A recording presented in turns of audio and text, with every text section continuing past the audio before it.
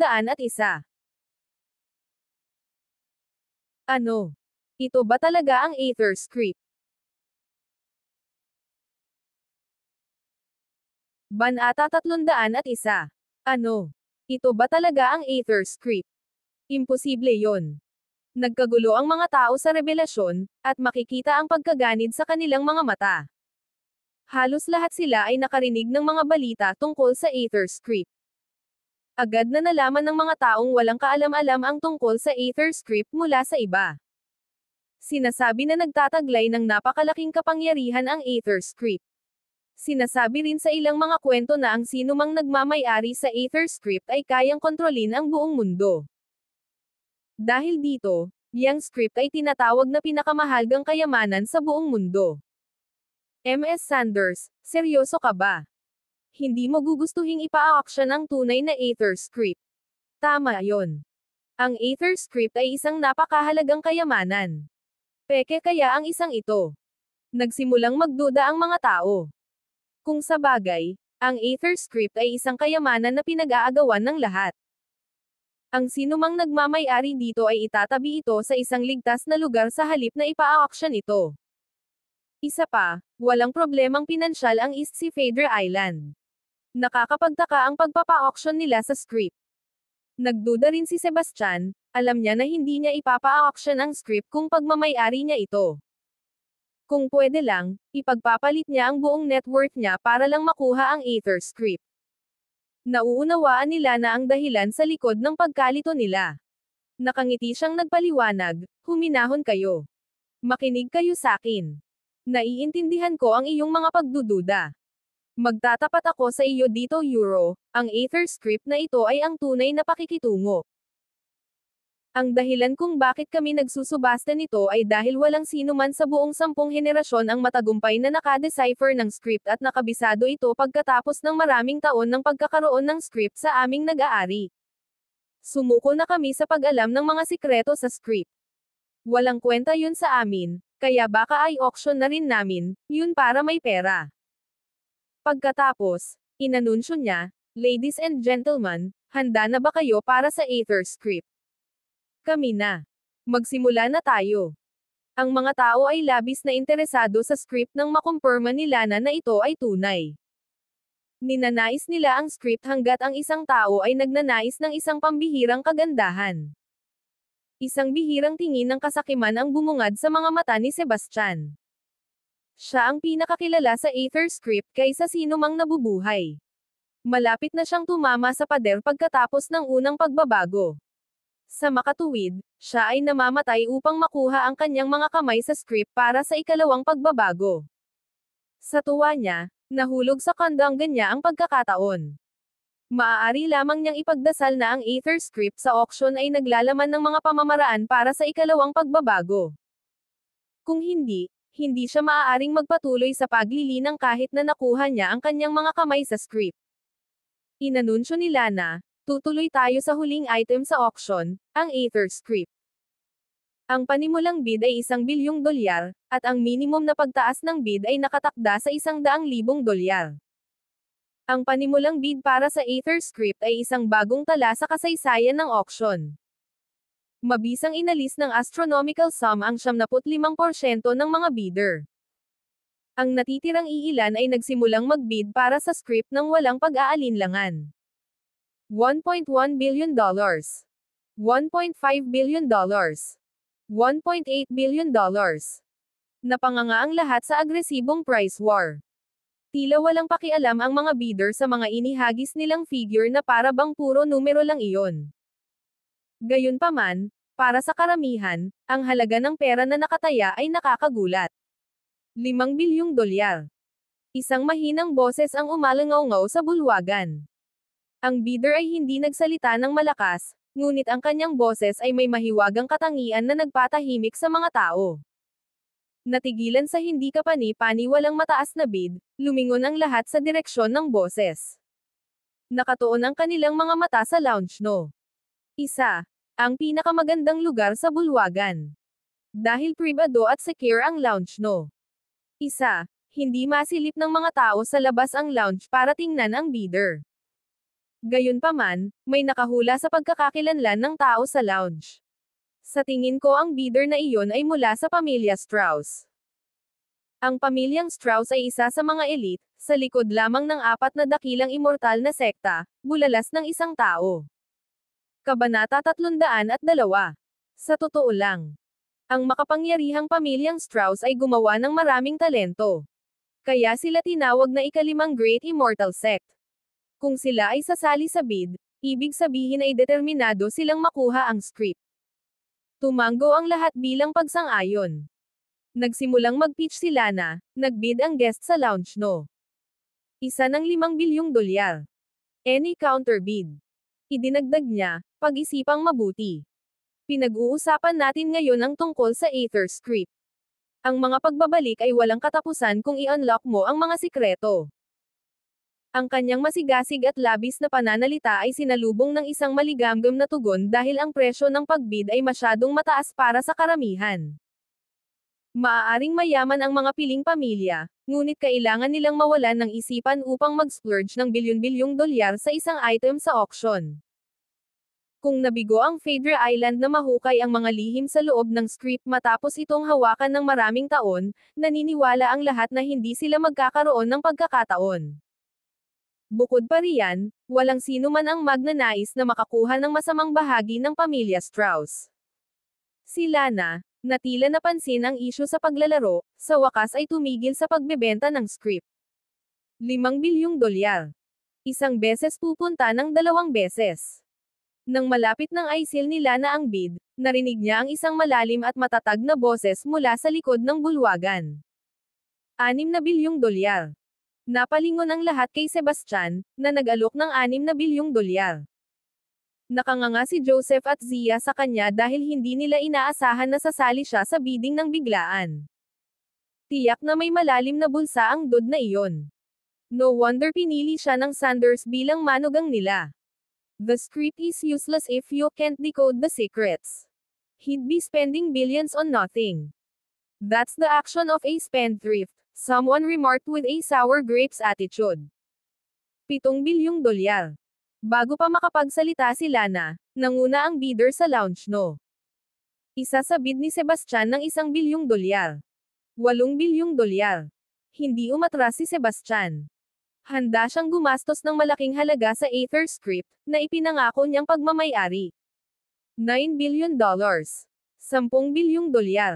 Sa wakas, sumigaw si Sebastian ng isang astronomical figure. Ito ay hindi isang labis na pahayag upang ilarawan ang kanyang bid bilang pinakamataas kailanman sa kasaysayan ng auction. Laking gulat ng mga tao sa bid ni Sebastian, na itinuturing nilang pag-uugali ng isang tunay na mayamang tao na walang pakialam sa paggastos ng bilyon-bilyon. Nag-alinlangan ang bidder sa lounge no. Ang bid ni Sebastian ay lumampas sa maximum na komportable sila. Matagal bago nakabawi si Lana sa pagkagulat mabilis niyang inihayag, ang bidder 6,677 ay naglagay ng bid na $10 bilyong. Anumang counter bid. Kung hindi, iaanunsyo ko ang mga resulta. Bagamat gusto ni Lana na tapusin ang auction upang makatipid ng pera kay Sebastian, kailangan niyang sundin ang karaniwang pamamaraan bilang isang auctioneer. $10.1 bilyong. Pagkatapos ng ilang pag-aatubili, ang bidder sa lounge no. Isang ay tumugon ng mas mataas na halaga. Pinigilan ni Joseph si Sebastian, na tila sabik na mag-alok ng mas mataas na halaga. Mr. Wilder, sigurado akong kayamanan ang Aether Script, ngunit mahirap i-unlock ang mga sikreto. Kung hindi, hindi ito na auction ng Phaedra Island. Please think twice. Mr. Wilder, my dad is right. Please don't be rash, bulong ni Zia. Alam ko ang limitasyon ko. Pagkatapos, sumagot si Sebastian, $10.2 billion. $10.3 billion, agad na sinundan ng bidder sa lounge no. Isa na may malamig na tono. Galit na galit siya sa kakulaitan ni Sebastian. Kabanata 303. Si Joseph ay bumuhos sa malamig na pawis. Mr. Wilder, you can't counterbid. I bet that the bidder in lounge no. Isa is from the Strauss family. You'll suffer if you get on their bad side. Pinayuhan din ni Zia si Sebastian, Tama si Dad.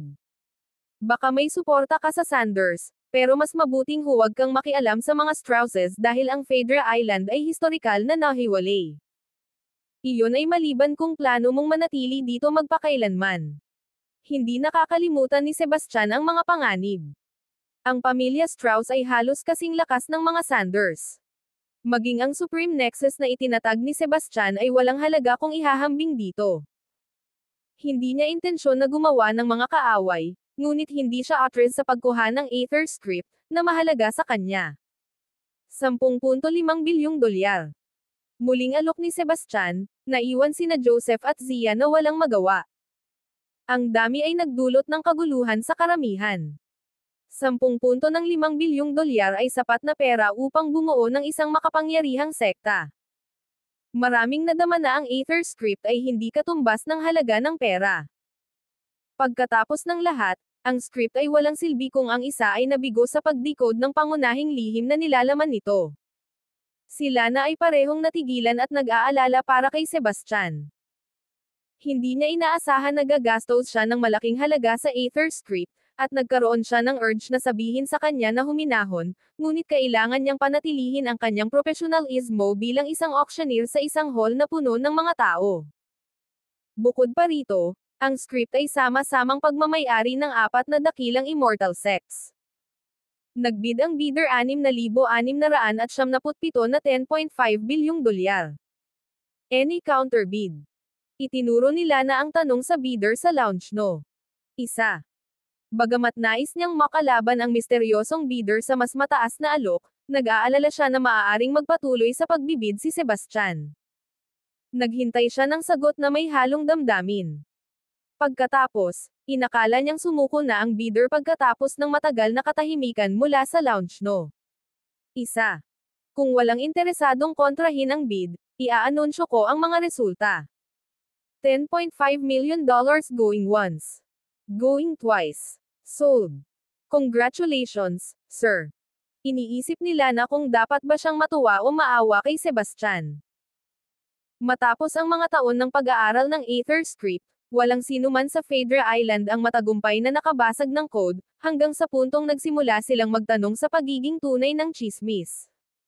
Maaaring walang anumang lihim ang script. Iyon ang dahilan kung bakit napagpasyahan nilang i-auction ito. Sa pagkadismaya nila na, gumastos si Sebastian ng bilyon-bilyon para bilhin ang Aether script. Naniniwala ang lahat na siya ay niloko, iniisip na maaaring siya ay mayaman ngunit pipi. May mga kinukutsa pa nga siya sa likod niya, na tinatawag siyang baliw at waster. Gayunpaman, hindi pinansin ni Sebastian ang tsismis tungkol sa kanya. Isang alon ng ginhawa ang dumaan sa kanya nang matupad ang deal. Si Sebastian ay mayaman, ngunit karamihan sa kanyang mga ari-arian ay hindi likido. Ang lahat ng nasa kamay niya ay higit sa 10.5 bilyong dolyar, na nangangahulugang ginastos niya ang halos lahat sa Aether script. Sa katunayan, ang kanyang huling bid ay ang kanyang huling pagtatangka. Kung ang pamilya Strauss ang nanguna sa kanyang bid, wala siyang magagawa kundi ang sumuko. Sa kabutihang palad, hindi nangyari ang pinakamasama, at nakuha niya ang Aether script.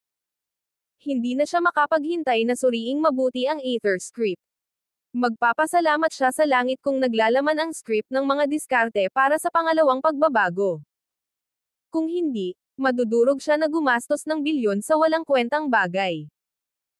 Agad siyang nagpunta sa backstage upang bayaran ang Aether script at lumabas kasama ang script at ang siglong gulang na dragon root, ang tanging dalawang item na nabid niya sa auction sa pagkakataong ito. Sebastian. Nagjog sila na papunta sa kanya, at sabay silang umalis sa auction. Napabuntong hininga siya, hindi mo dapat binili ang Aether script. Okay lang sa akin na gastusin ang pera sa script basta hindi peke. Biro niya. Hindi ito maaaring peke. Lahat ng auction sa Phaedra Island ay tapat. Pero sayang ang pera para magbid para sa Aether script. Wala kang mapapala dito. Ang pera ay dumarating at napupunta sa lahat ng oras. Maaari kong palaging kumita kung ano ang ginagastos ko. Magiging ibang kwento kung malalaman ko ang mga sikreto sa script, bagaman makaka-jackpot ako. Sagot niya. Sana nga. Tila hindi kumpiyansa si Lana dahil walang sino man sa Phaedra Island ang makakaintindi ng script pagkatapos ng 10 henerasyon. Napabuntong hininga si Bruce nang malaman niyang nanalo si Sebastian sa bid para sa Aether script. Gayunpaman, huli na para sabihin ang anuman. Mr. Sanders, I'd like to refine some pills. Pwede ko bang hiramin ang secret room mo, ang ginagamit mo sa cultivation? Tanong ni Sebastian. Oo naman. Tumanggo si Bruce nang walang pag-aalinlangan. Dahil sa kabutihang loob niya, medyo nainggit sina Lana at Harvey dahil hindi sila pinapasok sa secret room. Salamat, Mr. Sanders, sabi ni Sebastian. Nang maglaon, pumunta si Sebastian sa hotel at bumalik na may dalang isang bangkos ng mga halamang gamot para sa pagpino ng tableta. Ang kanyang plano ay upang pinuhin ang mga table task na may isang siglong gulang na ugat ng dragon sa lalong madaling panahon. Dinala niya ang mga halamang gamot sa lihim na silid. Ang silid ay naglalaman ng isang dekalidad na alchemy pot at isang maliit na spirit gathering formation, na magpapabilis sa proseso ng cultivation o pill refinement.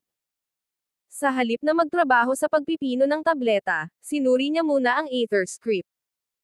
Ang mga diskarte sa paglilinang ay mas mahalaga kaysa sa pagpino ng mga table task. Nang walang tulong ng mga table task, maaari niyang makabisado ang mga diskarte sa script sa loob ng 1 taon.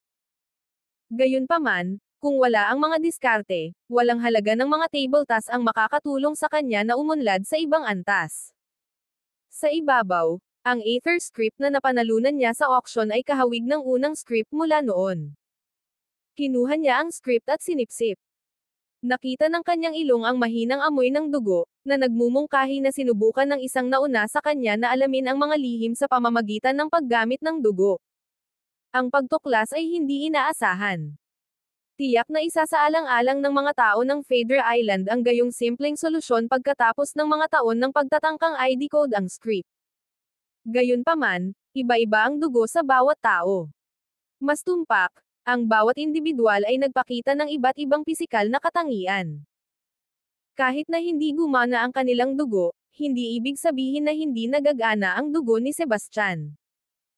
Walang pag-aalinlangan, kinuha niya ang isang matalim na punyal at pinutol ang kanyang palso, na tumulo ang dugo sa ibabaw ng script. Gaya ng inaasahan, biglang lumitaw ang nakakasilaw na liwanag habang mas maraming dugo ang tumulo sa script. Ang sitwasyon ay naglaro sa parehong paraan tulad ng huling pagkakataon, na nagpapataas ng kanyang pag-asa. Kabanata 304. Ilang sandali pa, kinuha ni Sebastian ang piraso ng metal. May lumabas na maliliit na text sa ibabaw ng metal, na nababasa lang niya sa tulong ng magnifying glass. Ang Aether script ay naglalaman ng mga diskarte para sa pangalawang pagbabago. Agitated na bulalas niya. Ang Eternal Rebirth Codex ay binubuo ng 9 na kabanata. Nag-aalala si Sebastian na ang Aether script ay hindi naglalaman ng mga diskarte para sa pangalawang pagbabago, na magiging walang silbi sa ngayon. Sa kabutihang palad, ang kanyang pinakamasamang takot ay hindi nagkatotoo. Magagawa niyang ipagpatuloy ang paglilinang pagkatapos ng kanyang unang pagbabago. Nang walang karagdagang abala, bumagsak siya sa sahig at sinimulang isaulo ang mga nilalaman sa abot ng kanyang makakaya dahil ang teksto sa Aether script ay mawawala pagkatapos ng isang takdang panahon. Upang maulit ang proseso, kailangan niyang mawalan ng isa pang pinta ng dugo, na nakakaramdam ng kakilakilabot. Mabuti na lang at nabiyayaan siya ng magandang alaala. Inabot lang ng kalahating oras para kabisado niya ang lahat. Para lang maging ligtas, tahimik niyang binasa ang nilalaman ng ilang beses. Sa pagkakataong iyon ay nawala ang text sa script na parang ilusyon lang ang lahat. Uminom si Sebastian ng nourishing pill para gumaling matapos mawalan ng 1 pint ng dugo sa Aether script kanina lang. Ang isang ordinaryong nourishing pill ay sapat na epektibo. Kasabay ng kanyang malakas na kakayahan sa pagbabagong buhay, hindi nagtagal ay nakabawi siya mula sa pagkawala ng dugo. Kasunod nito, nagsimula siyang magtrabaho sa pagpipino ng tableta. Ang mga sangkap na kailangan para sa essential nourishing pills ay kapareho ng ordinaryong nourishing pills. Ang pagkakaiba lamang ay nasa edad ng pangunahing sangkap. Ang proseso ng pagpipino ng pill ay pareho para sa essential nourishing pills, medyo mas mahaba lang. Dahil nagkaroon siya ng karanasan sa pagpino ng essential nourishing pills, naging madali para sa kanya ang proseso, lalo na sa tulong ng alchemy pot at ng spirit gathering formation. Makalipas ang isang oras, isang makapal at matamis na amoy ang umagos mula sa palayok ng alchemy. Ang kaaya-ayang amoy ay nagpaginhawa sa kanya. Naghintay siya ng kaunti bago dumating ang oras upang buksan ang takip ng alchemy pot. Ang masaganang amoy ng mga tabletas ay kumalat sa buong silid. Hindi lamang kaaya-aya ang amoy, ngunit naramdaman ni Sebastian ang banal na enerhiya na gumagalaw sa kanya. May isip lang ng isa ang malakas na epekto ng essential nourishing pills kung sapat na ang pabango nito para gumalaw ang kanyang banal na enerhiya. Casual niyang inabot ang kaldero at kumuha ng ilang dark brown na tabletas. Mayroong 9 sa kanila, bawat isa ay kasing laki ng dulo ng daliri at perpektong bilog. Umupo siya at nag-cross legs. Pagkatapos magpahinga ng panandalian, uminom siya ng nourishing pill, na pinawi ang sirkulasyon ng enerhiya sa katawan. Natunaw ang tableta sa kanyang bibig, nagpapadala ng mainit na agos na dumadaloy sa kanyang mga paa. Ang agos ay naglalaman ng isang malaking halaga ng enerhiya, na sabik na hinihigop ng kanyang katawan. Ang enerhiya ay nahahati sa dalawang bahagi, ang isa ay hinihigop ng kanyang dugo at ng kanyang laman upang palakasin ang kanyang katawan habang ang pangalawang bahagi ay napunta sa kanyang mga ugat at core. Kung nag-practice siya ng iba pang mga pamamaraan ng paglilinang, ang kanyang katawan ay hindi maaaring sumipsip ng higit sa 10% ng enerhiya. Gayunpaman, ang Eternal Rebirth Codex ay mahalagang isang dual cultivation method, na nagtataas ng espiritual at martial na lakas ng isang tao sa parehong oras. Ito ang dahilan kung bakit na-absorb ng kanyang katawan ang kalahati ng enerhiyang inilabas. May mga kalamangan at kahinaan sa pagsasagawa ng dalawahang paraan ng paglilinang, kasama sa mga benepisyo ang pagpapalakas ng katawan, pagtaas ng mga kakayahan sa pagtatanggol, at pagpapabuti ng mga kakayahan sa pagbawi. Gayunpaman, kasama ang mga benepisyo ay dumating ang ilang mga kahinaan. Para sa parehong dami ng enerhiya na hinihigop ng katawan, mas mabagal ang pag-usad ng isa. Gayunpaman, nahihigitan ng mabuti ang masama. Bagamat mas mabagal ang pag-unlad ng cultivation ni Sebastian, masisiyahan siya sa pagpapalakas sa kanyang mga kakayahan sa pakikipaglaban kapag nakikipaglaban sa mga Grandmaster ng parehong antas. Naramdaman ni Sebastian ang isang malinaw na pag-unlad sa kanyang cultivation base matapos pinuhin ang nourishing pills. Kasunod nito, uminom pa siya ng 2 nourishing pills. Sa sandaling pininom niya ang 2 tabletas, itinulak siya sa mas mataas na cultivation base, na ginawa siyang late-stage Grandmaster. Namilog ang mga mata niya. Isang kislap ang lumitaw sa kanyang mga mata bago siya nagpakawala ng mahabang buntong hininga. Nakakuyom ang kanyang mga kamao, naramdaman niya ang isang sumasabog na enerhiya sa kanyang katawan na para bang maaari siyang magdulot ng lindol sa pamamagitan ng pagsuntok sa lupa. Ang divine energy sa kanyang katawan ay lumapot, at ang kanyang martial ability ay tumaas ng mabilis. Ang mga epekto ng Essence Nourishing Pills ay hindi nabigo. Matagumpay siyang naging late-stage Grandmaster pagkatapos uminom ng 3 lang sa mga tabletas. Gayunpaman, hindi siya huminto doon. Uminom siya ng isa pang 2 tabletas at ipinagpatuloy ang kanyang pagsisikap sa paglilinang at pagpipino ng tableta. Sa wakas ay naabot niya ang antas ng isang Pinnacle Grandmaster nang ang 2 pang tableta ay pino. Dahil doon, halos marating na niya ang dulo ng unang pagbabago. Upang makumplito ang kanyang isang birhen na may espiritual na katawan. Iyon ay mahirap makuha. Sa kabutihang palad, may iilan sa kanila sa paligid niya. Kabanata 305. Natural, si Lilian ang unang pipiliin ni Sebastian, kasunod si Lana. Kanina pa napagmasdan ni Sebastian ang katawan ni Lana. Siya ay hindi lamang may espiritual na katawan kundi isa ring birhen. Sa isiping iyon, nagkaroon siya ng urge na makipagkita kaagad kay Lana. Tsaka alam niyang hindi tatanggihan ni Lana ang hiling niya. Gayunpaman, mabilis niyang ibinasura ang ideya. Paano niya naiisip na gamitin ang kanyang katawan para sa paglilinang kapag kinuha niya ito bilang isang kapatid na babae? Iyon ay talagang kakilakilabot sa kanya. Napagpasyahan niyang maghintay pa ng ilang araw dahil uuwi na siya bukas sa Lilian. Pagkatapos nito, bumangon siya at nag-inat, nakaramdam ng kaginhawaan at kaginhawaan. Ang pag-ikot ng cultivation na ito ay nagtulak sa kanya sa isang pinakamataas na Grandmaster, na nagpapataas ng kanyang kapangyarihan ng marami. Pagkatapos, binuksan niya ang pinto at lumabas ng secret room. Sebastian, ang bilis mong lumabas. Nagulat si Lana nang makita siyang lumabas agad ng kwarto. Well, gumagawa lang ako ng isang batch ng mga pil. Oo nga pala, para sa'yo to. Iniabot niya ang isang nourishing pil sa kanya. Nagtataka, tinanong niya, anong pil, te? Ang tawag dito ay nourishing pil. Mas mabisa to kesa sa mga binibente sa auction, paliwanag ni Sebastian. Nako, hindi ko alam na ikaw pala ang nag-auction ng nourishing pills sa auction. Kung mas maganda ang mga ito kaysa sa mga na-auction, I'm sure mas effective. Sebastian, napakabait mo. Pagkatapos, tumayo siya sa tipto at binigyan siya ng halik sa pisngi. Namula siya nang mapansing nakatingin ang kanyang mga magulang at kapatid. Harvey remarked, Sebastian, don't be unfair. Gusto ko rin. Eto na. Binigay sa kanya ni Sebastian ang isang tableta. Salamat, Sebastian. Sinubukan ni Harvey na halikan si Sebastian, ngunit itinulak siya ni Sebastian palayo. Mapaglarong binatukan siya ni Sebastian, na straight, get lost. Nakiliti ang mga Sanders sa interaksyon ni na Harvey at Sebastian. Gayunpaman, biglang naging seryoso si Bruce. Sebastian, may sasabihin ako sa'yo. Ano yun? Mabilis na tanong ni Sebastian, napansin ang pagiging seryoso ni Bruce. Hinamon ka ni Flynn York. Si Harvey ang nagbalita. Flynn York. We don't have any grudges. Bakit niya ako hinamon? Natarante si Sebastian dahil hindi niya kilala ng personal si Flynn.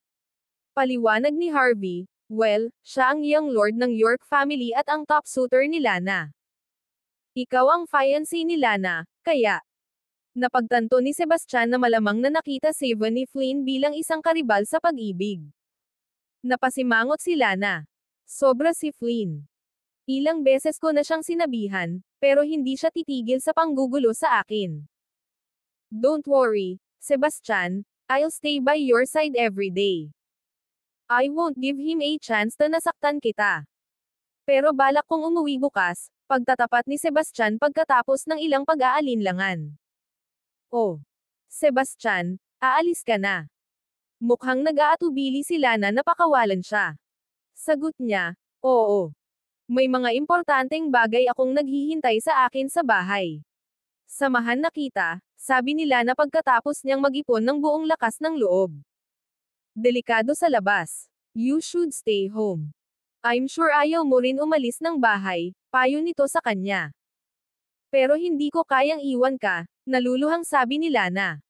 Mula nang iwan siya ni Sebastian 3 taon na ang nakakaraan, hinihintay niya ang pagbabalik nito. Sa wakas bumalik siya sa kanya pagkatapos ng 3 taon, ngunit nanatili lamang siya ng ilang araw bago umalis. Iniisip niya kung kailangan pa ba niyang maghintay ng 3 taon para sa kanya. Nakangiting sabi ni Rene, liwan ng mga anak ang kanilang pamilya balang araw.